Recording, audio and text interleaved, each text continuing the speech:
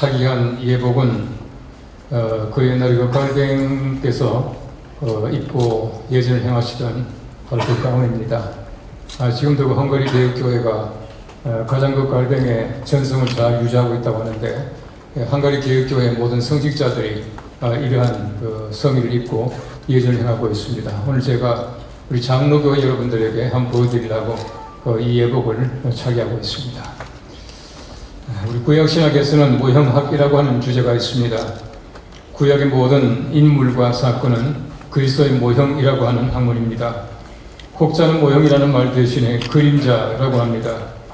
모형학의 관점에서 구약의 출애굽기를 보면 우리 개인과 인류의 구원을 상징적으로 설명하고 있습니다. 히브리 백성이 애굽에서 종살이 하다가 출애굽하고 광야생활 끝에 요단강을 건너 가나안 땅에 들어갑니다. 하나님을 알기 전 세상에서 주의 종으로 살다가 예수 그리스도의 은혜로 구원을 받고 교회 생활을 통하여 훈련을 받고 죽음 이후에 하나님의 거룩하신 나라에 들어가게 됩니다. 광야는 교회의 모형입니다. 사도행전 7장 38절 말씀에는 스데반은 설교 가운데서 시내 산에서 말하던 그 천사와 우리 조상들과 함께 광야 교회에 있었고 라고 합니다. 광야는 교회입니다. 광야는 출애굽 이후에 요단강을 건너기 전까지 이스라엘의 공동체를 형성하여 훈련받던 장소입니다. 교회는 우리가 구원받은 다음 죽어 하나님의 거룩하신 나라에 들어가기 전까지 함께 신앙 공동체를 형성하여 훈련받는 장소인 것입니다. 교회는 훈련입니다. 갈뱅은 교회는 훈련이다 라고 하였습니다. 여호수아 3장은 광야 생활을 마친 이스라엘 백성들이 가나안에 들어가는 역사적 장면입니다. 그때 여호수아는 백성들에게 가나안에 들어가는 준비를 선포합니다. 가나안에 들어가는 준비는 교회가 하나님의 나라를 향하여 가는 그 모습을 일러주고 있는 것입니다. 한국 장로교회 날을 맞이하여 하나님의 나라를 향해 가는 우리 교회의 모습을 살펴보면서 광야 대장정을 무사히 마치고 우리 모든 교회들, 모든 성도들이 하나님의 나라에 영광스럽게 입성할 수 있게 되기를 바랍니다. 첫째 언약궤를 뒤따라가야 합니다. 여호수아 3장 3절 말씀에는 너희는 레위 사람 제사장들이 너희 하나님 여호와의 언약궤에 매는 것을 보거든 너희가 있는 곳을 떠나 그 뒤를 따르라 라고 합니다. 하나님의 나라를 향해 가는 교회에 주신 첫 번째 준비는 언약궤를 뒤따라 가는 것입니다. 언약궤는 하나님의 말씀의 상징입니다. 백성들이 언약궤를 초월할 수 없게 하기 위하여 2000규빗 거리를 두라고 말씀하십니다. 이제 요단강을 건너 가나안 땅에 들어가게 될 때도 하나님의 말씀이 그들을 인도하였고 그들은 말씀을 따라 행진에 들어가라고 하신 것입니다. 제사장들이 제일 앞에 선 것은 언약궤를 메고 있기 때문입니다. 제사장은 인간적인 권위가 아니라 하나님의 말씀의 권위로 제일 앞서 가는 것입니다. 제사장이 하나님의 말씀이 아니면 앞장설 자격조차 없으며 제사장은 자신의 말이 아니라 하나님의 말씀을 운반하는 배달꾼에 불과한 것입니다. 하나님의 말씀은 창조의 도구입니다. 창세기 1장에는 하나님이 이르시되 비오멜 에로힘 이란 말이 10번 반복해서 나옵니다. 그 말씀은 하나님이시며 육신이 되어 우리에게 오신 예수 그리스도이십니다. 그 말씀은 1.1핵도 변하지 않는 하나님의 소리입니다. 우리 교회가 나아가는 길에 하나님의 말씀보다 앞서는 일은 절대로 있어서는 안 될 것입니다. 말틴 루터가 1517년 개혁을 단행했습니다. 1517년도 중요한 해입니다. 그러나 참 종교 개혁은 1521년이라고 봅니다. 루터는 1521년 보름스 국회에 소환되어 파문을 당했습니다.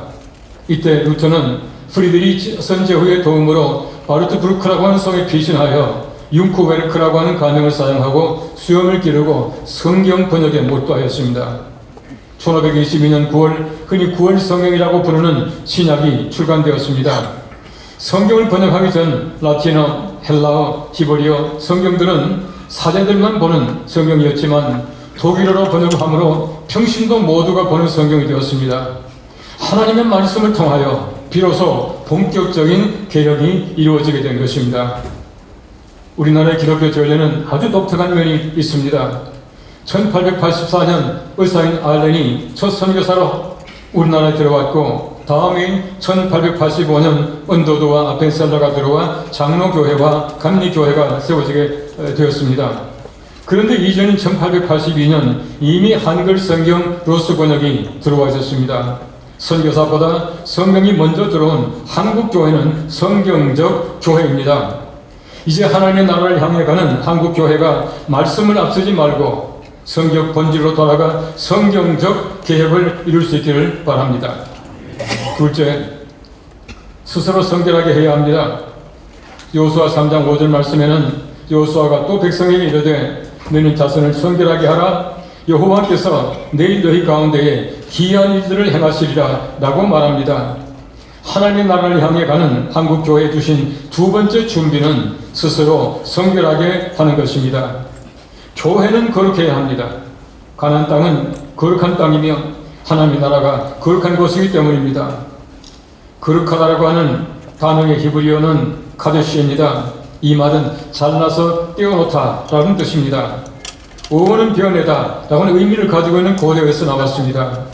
헬라어는 하기오스인데 분리되다 라고 하는 뜻을 가지고 있습니다. 우리에게는 하나님의 나라에 적합하지 않은 더러운 것들이 얼마나 많은지 모릅니다. 이 모든 것을 잘라내야 합니다. 그리고 거룩한 교회는 세상의 조직과는 차별되어야 하며 거룩한 그리스도인은 세상 사람들과 달라야 합니다. 그래서 교회는 조직이라 하지 않고 유기체라고 하면 그리스도인을 성도라고 부르고 있습니다. 하나님의 교회는 하나님의 것이 아닌 것을 잘라내야 버려야 하며 세상 사람의 삶과 방식과 차별성을 가진 구별된 삶을 살아야 하는 것입니다. 우리가 거룩히 하는 이유가 있습니다. 하나님께서 거룩하시기 때문입니다. 하나님은 나는 거룩한 하나님이다 라고 하십니다. 너희는 거룩하라. 이는 나 여호와 너희 하나님이 거룩함이니라 라고 말씀하십니다. 하나님은 우리에게 거룩하라고 명령하십니다.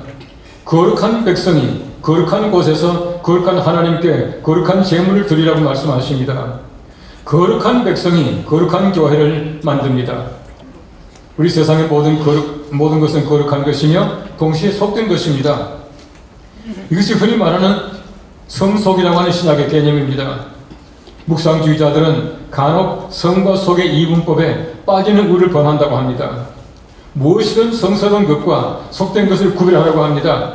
그러나 거룩한 무리인 성도는 모든 것을 거룩하게 만들어가야 합니다.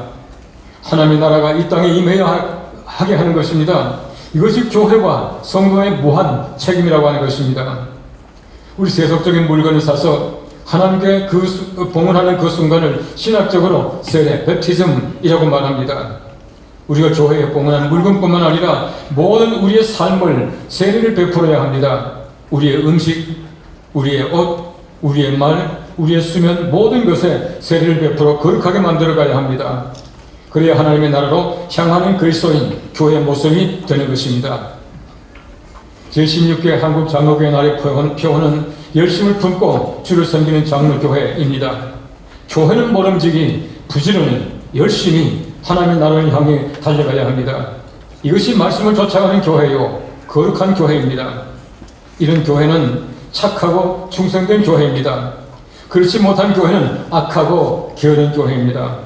우리 장로교회가 말씀을 앞서지 말며 날마다 거룩하게 되어 열심을 품고 주를 섬겨 하나님의 거룩하신 나라에 낙오 없이 들어가는 모든 교회가 되시기를 축원합니다.